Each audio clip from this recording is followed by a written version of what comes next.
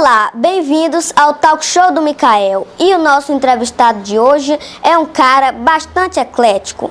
Ele é jornalista, escritor, blogueiro e agora também humorista. Estou falando do senhor Joaquim Filho.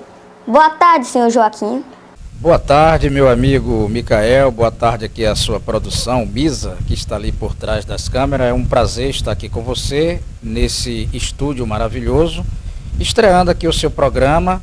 E como você já me falou anteriormente, você está estreando o seu programa, né? A partir de agora você vai começar a fazer sucesso nas redes sociais.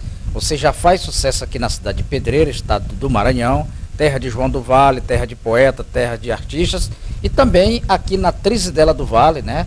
Quando a gente fala Pedreiras e Trizidela do Vale, é bom que a gente explique aqui para o seu telespectador, para o seu internauta, que são duas cidades vizinhas e que elas são, digamos assim, que existe um rio Mearim, né? Que corre entre as duas cidades, mas tem uma ponte belíssima que une Pedreiras e Trizidela do Vale, que é a terra do poeta João do Vale, o maranhense do século XX. Como é que você vê essa crise e a população descrente dos políticos? Olha, para eu falar de crise, eu teria que ser empresário. Eu teria que saber como é que está a economia do país. Eu sou um simples professor. Eu sou um simples proletariado. O meu salário que eu ganho hoje é o mesmo salário que eu ganhava há 12 anos atrás, entendeu? Então a única diferença que a gente sente é quando vai pagar uma água, quando vai pagar uma luz, quando vai comprar um feijão no mercado, a gente percebe que isso não depende de crise ou não. Independente do país estar em crise, a moeda do Brasil, e eu sei que isso é um assunto muito pesado, né, para o seu tamanho, para a sua idade, mas o seu internauta sabe o que estou ouvindo. A crise, ela se dá mais, quem percebe mais a crise é quem está vivendo o mundo financeiro, é o banqueiro, é quem tem o dólar que aplica, é quem investe na bolsa de valores, é quem vive de aluguel, é quem vive de transporte, é quem vive de, digamos, de produção, agricultura. A única coisa que o trabalhador, e eu me incluo na classe trabalhadora, a gente só sabe de crise só por ouvir.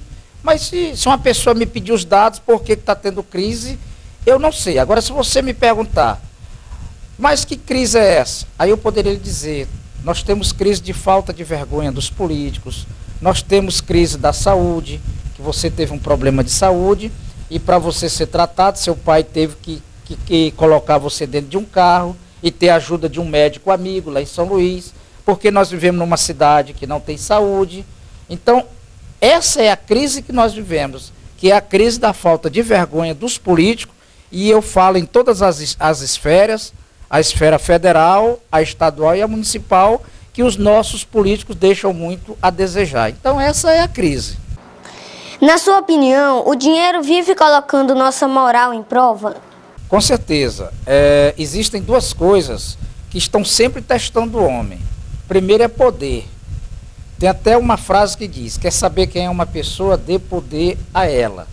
Mas aí as pessoas dizem assim, fulano de tal, em época de campanha, quando ele é afiliado a um partido que apregoa, digamos assim, valores morais, como muitos partidos de esquerdas que nós já tivemos no Brasil, que no passado eles pregavam uma moralidade, e uma boa parte dessas pessoas, eu não falo todas, mas uma boa parte dessas pessoas, quando chegaram no poder, elas traíram a sua história, elas traíram a sua dignidade.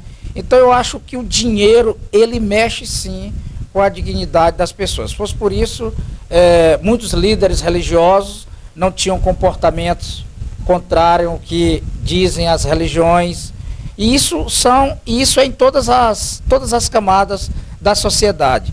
O dinheiro sempre vai testar a sua personalidade e a sua índole. Eu acredito nisso. O nosso país está passando uma fase de decadência e corrupção. Você vê alguém capaz de tirar o país dessa recessão? É como eu falei para você, de ver, a gente vê. Toda campanha aparece o salvador da pátria. Nós já tivemos vários salvadores da pátria. Mas o grande problema é que fica só no discurso. só no discurso. Eu prometo, eu vou fazer isso, eu vou fazer aquilo, e na prática a gente não vê nada mudando. É aquela história. O político, ele só é bom enquanto ele não chega lá, enquanto ele não tem poder. No momento que ele chega lá, ele faz igual aos demais. Então, fica difícil. A gente tem esperança, mas acreditar que um dia vai aparecer, eu acho que só Deus, só Jesus Cristo, quando voltar novamente, que ele vai colocar esse país em ordem.